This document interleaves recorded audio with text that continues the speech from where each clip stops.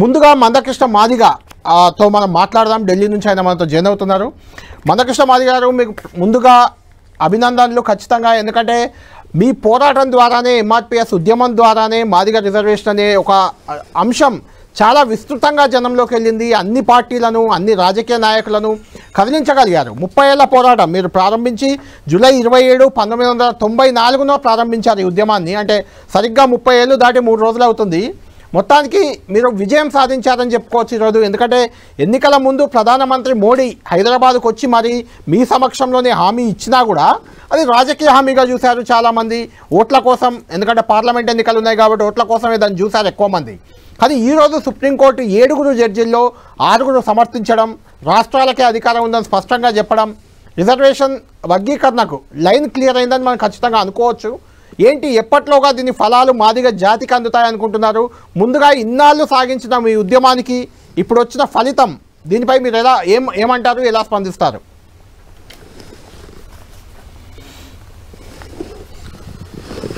అందరికీ ధన్యవాదాలు. ముఖ్యంగా మా పెద్దలు మా ఉద్యమం మొదలు కాకముందు మాదిగలకు ఒక బలమైన గొంతుకగా ఉన్న మా మోత్కుపల్లి నరసింహులన్న ఇప్పుడు అక్కడ సమావేశంలో ఉన్నాడు. మేము ఎక్కడున్నా, మేము ఏ స్థాయిలో ఉద్యోగాలు నడిపినా కూడా మాకంతా ఒక పెద్ద దిక్కుగానే మేము పరిగణలోకి తీసుకుంటాం. ఆయన అక్కడ ఉండడం అనేది సంతోషం, స్వాగతిస్తున్నాం. ఇకపోతే వర్గీకరణ అంశం కాడికి వచ్చేటప్పటికి, ఇప్పుడు మీరు కూర్చుండ పెట్టిన వాళ్ళందరూ మా మాదిగ సామాజిక వర్గం సంబంధించిన వాళ్ళే. అవును, మాదిగేతర నాయకత్వం ఉంటే కొన్ని కూలంకషంగా చర్చించుకోవడానికి అవకాశం ఉన్నది. కానీ ఇప్పుడు అందరు మా మాదిగలే ఉన్నారు. ఉదాహరణకు మా మోత్కుపల్లి నరసింహులన్న, మా పెద్ద, మా తమ్ముడు శ్రీనివాస్, ఎర్రోల శ్రీనివాసు ఇప్పుడు బీఆర్ఎస్లో కీలకమైన నేత, మా తమ్ముడు గజ్జల కాంతం ఎంఆర్పిఎస్లో పనిచేసిన నాయకుడే. అదే సమయంలో రాములన్న మొదటి నుంచి ఎంఆర్పిఎస్ ఉద్యమానికి అండదండలు ఇచ్చాడు. బీజేపీ అయినా కూడా ఎస్ కమిషన్ మెంబర్గా తమ వంతు పాత్ర పోషించే ప్రయత్నం చేయబోయాడు. ఇక్కడ నేను చెప్పదలుచుకునేది ఏంటంటే, వర్గీకరణ అంశం మీద ప్రతి రాజకీయ పార్టీ తమకు అనుకూలమైన వాదనలు వినిపించుకోవడం అనేది సహజం. ఎందుకు సహజం అంటే, ఉమ్మడి ఆంధ్రప్రదేశ్లో ఎంఆర్పిఎస్ ఉద్యమం మొదలు పెట్టిన తర్వాత అన్ని రాజకీయ పార్టీలు వర్గీకరణకు సపోర్ట్ చేస్తూ తీర్మానంలో పాల్గొన్నాయి. వాళ్ళ చొరవ ఏ మేరకు ఉన్నది, ఏ మేరకు ముందుకెళ్ళింది, వెళ్ళలేదు అనే విషయం తర్వాత మాట్లాడుకుందాం. కానీ అందరూ ఏకాగ్రంగా తీర్మానం చేశారు. మొట్టమొదటి తీర్మానం జరిగే సమయంలో మా మోత్కుపల్లి నరసింహులన్న విరోచితమైన పోరాటం అసెంబ్లీలో చేశాడు చంద్రబాబు నాయుడు గవర్నమెంట్ ఉన్నప్పుడు. అప్పుడు మా పిల్లలు బోడిగ శోభ లాంటి వాళ్ళు, మా మేరీ లాంటి వాళ్ళు, కొంతమంది ప్రధాన నాయకత్వం అసెంబ్లీ మీద పోరాటం చేస్తున్న సమయంలో లాఠీ చార్జ్ జరిగినప్పుడు మా అన్న గొంతిప్పి అసెంబ్లీలో మొదటి తీర్మానం చేయించాడు. అంటే ఇది క్రెడిట్ అంతా ముందు అసెంబ్లీ తీర్మానం చేయించడంలో మాత్రం మా మోత్కుపల్లి నరసింహులన్నకే ఉంటుంది. మా పిల్లలు పోరాటం చేశారు. అట్లా మా ఉద్యమానికి పెద్ద దిక్కుగా. అదే సమయంలో మేము ఎంఆర్పిఎస్ ఉద్యమం మొదలుపెట్టిన తర్వాత మాకు అందరికి అండదండలు అందించిన వ్యక్తి కూడా మా పెద్దన్నే, మాకు మోత్కుపల్లి నరసింహులన్నే. ఇక్కడ చెప్పదలుచుకున్నది ఏంటంటే, షెడ్యూల్ కులాల వర్గీకరణకు సంబంధించిన విషయంలో ప్రస్తుతం సుప్రీంకోర్టు తీర్పును మాత్రమే పరిగణలోకి తీసుకుని మాట్లాడుకుందాం. నేను రాజకీయాలకు వెళ్ళట్లేదు ఇప్పుడు. ఎందుకంటే ఎస్సీ వర్గీకరణను మాదిగ జాతి యావత్తు కోరుకుంటున్నది, అంతే. మా వాళ్ళు కాంగ్రెస్లో ఉన్నా, మా వాళ్ళు బీజేపీలో ఉన్నా, మా వాళ్ళు బీఆర్ఎస్లో ఉన్నా, మళ్ళీ కమ్యూనిస్ట్లో ఉన్నా, మార్క్సిస్ట్లో ఉన్నా, మాదిగ బిడ్డలందరూ రాజకీయాలకు అతీతంగా, దృక్పథాలకు అతీతంగా వర్గీకరణ కోరుకుంటారు. కోరుకునే తమ్ములు అన్నలే అక్కడ ఉన్నారు. ఇక్కడ మాకు భిన్నాభిప్రాయాలు లేవు. ఇవల్ల మాకు ఎన్ని పార్టీలు ఉన్నా మాదిగ జాతి ఒక వేడుకల్లాగా ఈరోజు సుప్రీంకోర్టు తీర్పును చూసుకుంటుంది, ఒక పండుగలాగా భావించుకుంటుంది. మేము మా జాతి 30 ఏళ్ళుగా చేసిన పోరాటానికి ఫలితం వచ్చింది, మా పిల్లల త్యాగాలు వృధా కాలేదు, మా జాతి శ్రమ వృధా కాలేదు, సమాజం ఇచ్చిన మద్దతు వృధా కాలేదని చెప్పి జాతి యావత్తు ఒక సంతోషంలో ఉన్నది. కాబట్టి నేను దాని వరకే పరిమితం కాదలుచుకున్నాను. నేను మందకృష్ణ గారు, మేము కూడా పరిగణలోకి తీసుకోవడానికి ప్రయత్నం ఏం చేస్తున్నామంటే, మందకృష్ణ గారు మేము కూడా అదే. ఎందుకంటే ఇక్కడ మాలా మాదిగ ఇష్యూని దాన్ని రేజ్ చేయడమో అదో మా ఉద్దేశం కాదు. ఖచ్చితంగా మీ పోరాటం ఫలించింది, మీ పోరాటానికి 30 ఏళ్ల తర్వాత ఒక ఫలితం వచ్చింది అనే ఉద్దేశం ఒకటైతే, రెండవది మిమ్మల్ని అడుగుతున్నాను. అది కూడా అంటే మాలల జనరల్గా ఎక్కడైనా ఒక ఉద్యమం జరిగినప్పుడు మనం తెలంగాణ ఉద్యమం కూడా చూసాం, తెలంగాణ కావాలని ఒకరు ఉద్యమిస్తే వద్దని ఒకరు ఉద్యమించిన అలాంటి సందర్భాలు చాలా ఉన్నాయి. అయితే ఇక్కడ మాదిగ రిజర్వేషన్ పోరాట సమితి ఉద్యమానికి వ్యతిరేకంగా పెద్దగా ఎప్పుడు ఉద్యమాలు జరగకపోవడం కూడా మీకు కలిసి వచ్చింది అనుకోవాలా? అట్లా కాదు బ్రదర్. ఒకటి ఏంటంటే మీరు ఉద్యమం ప్రారంభం దశలో ఎంఆర్పిఎస్ వర్గీకరణ కోసం లక్షలాది మందిని రోడ్డెక్కితే వర్గీకరణ అడ్డుకునే వాళ్ళు కూడా రోడ్డెక్కిన సందర్భాలు ఉన్నాయి. మొదట్లో తగ్గింది అది. మా మీద దాడులు జరిగిన సందర్భాలు కూడా ఉన్నాయి. అవును, తగ్గడానికి కారణం చెప్తున్నాను నేను. ఒకటి, మాదిగ రిజర్వేషన్ పోరాట సమితి డిమాండ్ రాజకీయ పార్టీలన్నీ సమర్థిస్తున్నాయి. వర్గీకరణను వ్యతిరేకించే మా మాల సోదరుల వైపు ఏ పార్టీ లేదు, నంబర్ 1. రెండోది ఏంటంటే మాలల్లో ఉండబడే మేధావర్గం చదువుకున్న వాళ్ళలో కూడా ఒక చర్చ జరుగుతున్నది. ఏమిది? ఈ వర్గీకరణ జరగనంత కాలం మన మధ్యలో విభేదాలు ఇట్లనే కొనసాగుతున్నాయి. వర్గీకరణ ఒకసారి అయిపోతే మళ్ళీ కలిసి పని చేసుకోవచ్చు కదా, మళ్ళీ ఉమ్మడి అంశాల మీద పోరాటం చేయవచ్చు కదా అనే అభిప్రాయం కూడా మా మాల మేధావర్గంలో కొంత బలపడ్డట్టుగా నాకు సంకేతాలు ఉన్నాయి. దానివల్లనే అన్యాయం జరిగిన వర్గంగా మేము రోడ్డెక్కి ఇప్పటికీ యుద్ధం చేస్తున్నాము. కానీ వర్గీకరణ అడ్డుకునే వ్యక్తులకు సంబంధించిన వాళ్ళు సంఖ్య తగ్గడానికి కారణం ఏంటంటే ఈ సమస్య పరిష్కారం త్వరితగతిగా కావాలని చెప్పి కోరుకునే వాళ్ళ సంఖ్య కూడా అక్కడ కూడా ఉన్నది. ఇప్పుడు అదే వర్గీకరణ ఎప్పుడో అయిపోతే మేము ఉమ్మడి అంశాల మీద మాలా మాదిగలం ఉపకులాలు అందరం కలిసి ఎన్నో సమస్యలు పోరాటం చేయడానికి అవకాశం వచ్చేది. దురదృష్టవశాత్తు ఇంతకాలం జరగలేదు, ఇప్పుడు జరగడానికి అవకాశం ఉన్నది. కాబట్టి అన్యాయం జరిగిన వాడు నిరంతరం యుద్ధం చేస్తున్నాడు, వాళ్ళకి అన్యాయం ఎక్కడ జరగలేదు కాబట్టి దీన్ని అడ్డుకునే ప్రయత్నంలో వాళ్ళు కొంత వెనుకడుగేసి ఎంతో కొంత ఇది సమస్య పరిష్కారం కావాలని కోరుకుంటున్న వాళ్ళ సంఖ్య అక్కడ పెరిగింది. కాబట్టి ఇగో ఇట్లాంటి ప్రయత్నంలో ముందుకు వెళ్ళలేకపోయింది అనే విషయం మీ దృష్టికి తీసుకొస్తున్నాను నేను. ఇప్పుడు 2004లో చెప్పండి 2004లో 5 జడ్జీలతో కూడిన రాజ్యాంగ ధర్మాసనం ఎస్సీ వర్గీకరణ చేసుకునే అధికారం రాష్ట్రాలకు లేదని సంతోష్ హెగ్డే గారి జడ్జిమెంట్ ఉన్నది. 5 జడ్జీలు. అప్పుడు వర్గీకరణ రద్దయింది. తర్వాత 2020లో పంజాబ్లో వర్గీకరణ మీద సుప్రీంకోర్టు జడ్జిమెంట్ ఇస్తూ అరుణ్ మిశ్రా జడ్జిమెంట్, పెద్దలు అరుణ్ మిశ్రా జడ్జిమెంట్ ఇస్తూ ఎస్సీ వర్గీకరణ చేసుకునే అధికారం రాష్ట్రాలకు ఉన్నదని చెప్పడం జరిగింది. 2004లో 5 వర్గీకరణ వద్దని చెప్పినట్టు ఉన్నది. 2020లో వర్గీకరణ జరగాల్సిందని చెప్పి 5 చెప్పినట్టున్నది. కాబట్టి 2020లో 5 జడ్జీలు 7 జడ్జీలతో కూడిన ధర్మాసనంతో తీర్పు చెప్పాలని చెప్పి సిఫార్సు చేసింది. ఆ తీర్పు ఇవాళ మనకు సిజే గారి నాయకత్వంలో 7 జడ్జీలు 6 జడ్జీలు ఎస్సీ వర్గీకరణ చేసుకునే అధికారం రాష్ట్రాలకు ఉన్నది. గత 2004లో వచ్చిన జడ్జిమెంట్ను మేము విభేదిస్తున్నామని చెప్పి దాన్ని రద్దు చేస్తున్నామని చెప్పి తీర్మానం చేశారు, జడ్జిమెంట్ ఇచ్చారు. ఇది ఇప్పుడు జరిగింది. కాబట్టి ఇప్పుడు మేము కోరుతున్నది, ఇటు ఆంధ్రప్రదేశ్ ప్రభుత్వం చంద్రబాబు నాయుడు గారు, ఆయన గతంలో ఎస్సీ వర్గీకరణ చేసిన అతను, ఇప్పుడు చట్టం పునరుద్ధరించబడ్డది కూడా ఆయన చేసిన చట్టమే. ఇప్పుడు అవును, ఆయన చేసిన చట్టమే. కాబట్టి ఇప్పుడు ముఖ్యమంత్రి అక్కడున్నాడు కాబట్టి ఏ నోటిఫికేషన్లు అయినా సరే వర్గీకరణ ఉండే విధంగా చూడాలని, విద్యా సంవత్సరంలో వర్గీకరణ జరిగేటట్టు చూడాలని చెప్పి మేము అక్కడ అప్పీల్ చేస్తాం. అట్లనే ఇక్కడ సోదరులు రేవంత్ రెడ్డి గారు ముఖ్యమంత్రిగా ఉన్నాడు.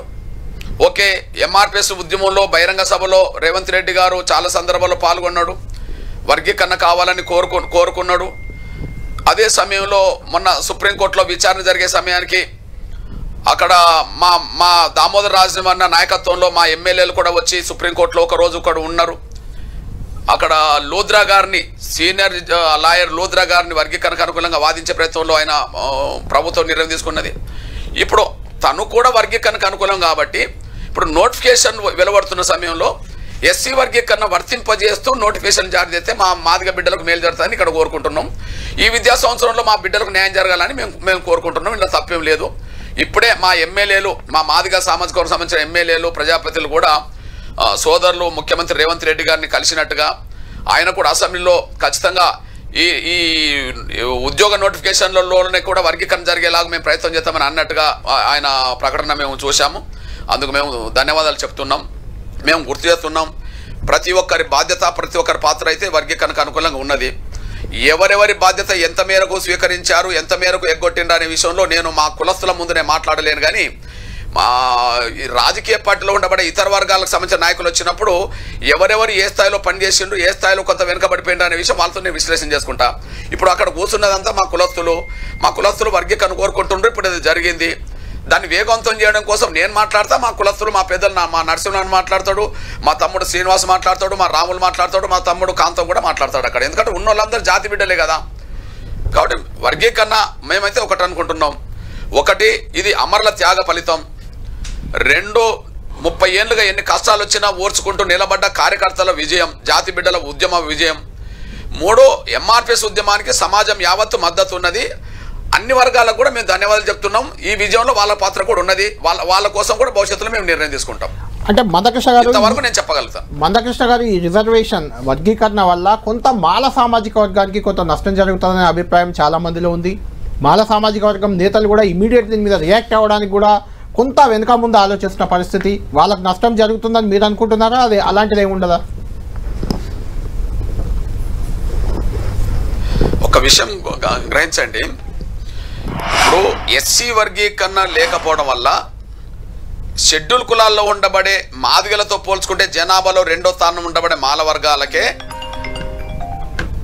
విద్య, ఉద్యోగ, సంక్షేమ, రాజకీయ ఫలాలు ఎక్కువ వెళ్ళినాయి అనే విషయం కమిషన్లన్నీ నిర్ధారణ చేసినాయి.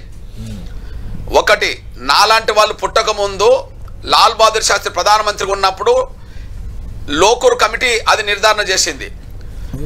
చంద్రబాబు నాయుడు గారు ముఖ్యమంత్రి ఉన్న కాలంలో 96లో జస్టిస్ రామచంద్రరాజు కమిషన్ అయితే అది కూడా నిర్ధారణ చేసింది. 2007లో కేంద్ర ప్రభుత్వం యూపీఏ గవర్నమెంట్ ఉన్నప్పుడు గౌరవ్ మన్మోహన్ సింగ్ గారు ప్రధానమంత్రి ఉన్నప్పుడు వేసిన ఉషా మేర కమిషన్ నిర్ధారణ చేసింది. అంటే వర్గీకరణ లేకపోవడం వల్లనే మాదిగలకు అవకాశాలు దక్కలేదు అనే విషయం నిర్ధారణ చేసింది. నంబర్ 1, నంబర్ 2, నంబర్ 3 కమిషన్ చెప్పేసినాయి. కానీ వర్గీకరణ అమలు జరిగినప్పుడు మాత్రమే మాదిగలకు మేలు జరుగుతుంది, కానీ మాలలకు అన్యాయం జరగదు. ఎందుకు మేలు జరుగుతుంది? ఇప్పుడు 15% రిజర్వేషన్లో మాకు 1-2% వచ్చింది. మా జనాభా ఎక్కువ ఉన్నా కూడా 1-2% వచ్చింది. కమిషన్ చెప్పినాయి. కానీ వర్గీకరణ జరిగినప్పుడు మా జనాభాకు అనుగుణంగా రిజర్వేషన్లు వచ్చినాయి. మా జనాభాకు అనుగుణంగా రిజర్వేషన్లు వస్తే వాళ్ళకు వచ్చే నష్టమే ఉన్నది. అంటే ఇంతకాలం మా అవకాశాలు వాళ్ళు దోసుకోవడం వల్ల అదనంగా దోసుకునే అవకాశం పోతుందేమో, కానీ వాళ్ళ అవకాశాలు వాళ్ళ జనాభా పరంగా వస్తాయి కదా, వచ్చినాయి కదా. మాకే మొత్తం దోషపెట్టలేదు కదా వర్గీకరణ. మా వాటా మాకు వచ్చింది, వాళ్ళ వాటా వాళ్ళకి పోయింది. వర్గీకరణ లేకపోతే అందరు అవకాశాలు వాళ్ళకి లబ్ధి పొందింది అనే విషయం కమిషన్ చెప్పేసినాయి. వాళ్ళకు నష్టం లేదు, మాకు అదనపు లాభం లేదు. కాకపోతే మాకు మొన్నటి వరకు అన్యాయం జరిగింది కాబట్టి ఇప్పుడు న్యాయం జరుగుతుంది అంతే. రైట్. మందకృష్ణ గారు, ఫైనల్ క్వశ్చన్ ఇది మీకు. మీరు ఎలాగో రాజకీయ పార్టీల్లో ఎవరికి ఇందులో క్రెడిట్ ఇస్తారు ఏంటి మాట్లాడాలని ఆల్రెడీ చెప్పేశారు కాబట్టి, ఎందుకంటే క్రెడిట్ వార్ అనేది అయితే ఒకటి ఖచ్చితంగా మొదలైంది. మేమంటే మేమే ఈ రిజర్వేషన్ వర్గీకరణ కారకులం అని చెప్పుకునే ప్రయత్నం అన్ని పార్టీలు చేస్తున్నాయి. ఈరోజు తెలంగాణ అసెంబ్లీలో 3 ప్రధాన పార్టీలు బీజేపీ, బీఆర్ఎస్, కాంగ్రెస్ అదే వాదన ఎవరికి వారు వినిపించుకున్నాయి. ఆ క్రెడిట్ వార్ అనేది ఎవరికి మీరు ఇస్తారని మీరు చెప్పకపోయినా మీరు మోడీతో సన్నిహితంగా ఉండడం వల్ల మిమ్మల్ని ఒక స్టేజీలో కాంగ్రెస్ నేతలు చాలామంది మందకృష్ణ మాదిగా ఎంఆర్పిఎస్ నేత కాదు, అయితే బీజేపీ నేత అని కూడా కామెంట్ చేశారు. అలా సన్నిహితంగా ఉండడం వల్లే ఇది ఇలాంటి వాతావరణం క్రియేట్ అయిందని భావిస్తున్నారా మీరేమైనా? ఇప్పుడు అక్కడ ఉండబడే మా అన్న ఉన్నాడు, మా తమ్ములు ఉన్నారు, మా రాములన్న కూడా ఉన్నాడు, మా నరసింహలన్న ఉన్నాడు. నేను ఉద్యమ అవసరం రీత్యా, జాతి అవసరం రీత్యా వర్గీకరణ కోసం ఎవరు అధికారంలో ఉన్నా వాళ్ళకు నేను అండగున్నాను. వాళ్ళ ద్వారా న్యాయం జరుగుతుందని ఆశించాను. అంత మేరకు నేను చేసిన పని. కానీ నాకంటూ రాజకీయ లబ్ధి కోసం నేను ఏ పార్టీ కండువా కప్పుకున్నది లేదు, నేను ఏ పార్టీ అవకాశాలు తీసుకున్నది లేదు. ఇది చరిత్ర మా తమ్ములకు తెలుసు, మా అన్నలకు తెలుసు. నంబర్ 1. అట్లా అనుకుంటే నేను ఇప్పుడు గౌరవ నరేంద్ర మోడీ గారికి దగ్గరున్నాను కాబట్టి నేను బీజేపీ అని ఎవరన్నా అనుకుంటే, యూపీఏ గవర్నమెంట్లో నేను దగ్గరున్నది సోనియా గాంధీ గారికే కదా, రాహుల్ గాంధీ గారికే కదా, మన్మోహన్ సింగ్ గారికే కదా. ఎందుకు? ప్రభుత్వం వాళ్ళది ఉన్నది కాబట్టి వాళ్ళ మాటకు నేను విలువనిచ్చాను, వర్గీకరణ జరుగుతుందని ఆశించాను. దురదృష్టవశాత్తు జరగలే. కారణం ఏంది?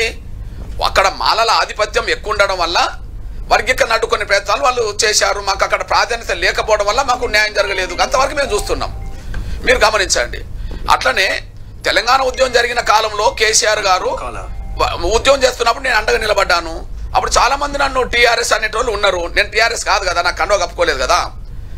అంతేందుకు మీ దృష్టి తీసుకొస్తున్నాను. ఇప్పుడు మా అన్న పెద్దన్న మా నరసింహ అన్న కూడా తెలుసు. చంద్రబాబు నాయుడు గారు వర్గీకరణ చేసిన కాలంలో నేను ఆయన కూడా అండగా నిలబడ్డాను. జాతి కోసం నేను అండగా నిలబడ్డాను. నేను టీడీపీ కాదు కదా. అట్లనే ఇప్పుడు వర్గీకరణ చేస్తామని పెద్దలు నరేంద్ర మోడీ గారు ముందుకు వచ్చిండు అనుకోండి, నేను ఆయనకు అండగా నిలబడడం నా బాధ్యతే కదా. నా బాధ్యత తప్పు పడితే మరి 2018లో నేను రాహుల్ గాంధీ గారు నేను వేదికలు పంచుకున్నాం కదా, వర్గీకరణ చేస్తామని ఆయన హామీ ఇస్తే, గద్వాల సభలో రాహుల్ గాంధీ గారితో నేను వేదిక పంచుకున్నాను కదా, వర్గీకరణ చేస్తామని ఆయన హామీ ఇచ్చిండు కదా, చేపిస్తామని హామీ ఇచ్చిండు కదా. 2019లో పార్లమెంట్ ఎన్నికల్లో మా సోదరులు రేవంత్ రెడ్డి గారికి మల్కాజ్గిరిలో ప్రచారం చేశాను కదా, ఉత్తమ్ కుమార్ రెడ్డి గారికి నల్గొండలో ప్రచారం చేశాను కదా, భువనగిరిలో కోమటిరెడ్డి వెంకటరెడ్డి గారికి ప్రచారం చేశాను కదా. వాళ్ళ గెలుపులో నేను నా బాధ్యత నేను తీసుకున్నాను కదా. అప్పుడు నేను కాంగ్రెస్ కాదు కదా. రైట్ మందకృష్ణ గారు, చేసి మమ్మల్ని అర్థం చేసుకోవాల్సింది ఏంటంటే, కేసీఆర్ గారు అనేవారు మా తెలంగాణ లక్ష్య సాధన కోసం పొంత పురుగునైనా ముద్దాడతానని కేసీఆర్ అనేవాళ్ళు కదా. నేను వర్గీకరణ సాధన కోసం పెడతామంటే భయం, కొడతామంటే ఆశ అన్నట్టుగా ఎవరు న్యాయం చేస్తామన్నా నేను వాళ్ళ పక్షాన్ని నిలబడ్డాను. ఇది మీరు చూశారు. నేనే పార్టీ కాదు, అది మాత్రం మర్చిపోదు. రైట్, మీరు ఇప్పుడు నల్ల కండువాతో ఎంఆర్పిఎస్ వ్యవస్థాపక అధ్యక్షుడిగా ఉన్నారు. ఎంఆర్పిఎస్ అంటేనే మాదిగ రిజర్వేషన్ పోరాట సమితి. దాని లక్ష్యం ఆల్మోస్ట్ నెరవేరినట్టే. వాట్ నెక్స్ట్ అంటే మందకృష్ణ మాదిగ కండువా ఏం కాబోతుంది నెక్స్ట్ అనేది ఫైనల్ గా చెప్పండి.